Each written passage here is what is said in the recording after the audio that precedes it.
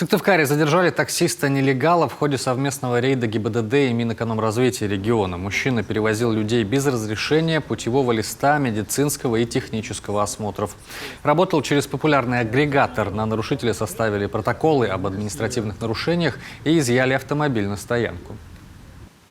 Было в ходе рейда остановлено транспортное средство, и выяснилось, что компания работает как раз с нелегальными перевозчиками, с нелегальными компаниями такси.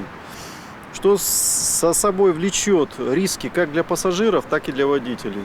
Для пассажира понятно, что риск возникает и в части безопасности, и в части того, что можно просто не доехать. На спецстоянке автомобиль пробудет до момента вынесения решения по административному производству. Это может занять несколько недель. Нелегальных такси с каждым годом в стране становится больше, причем водители нередко работают под началом крупных агрегаторов. А это значит, что ежедневно сотни тысяч россиян подвергаются опасности на дорогах.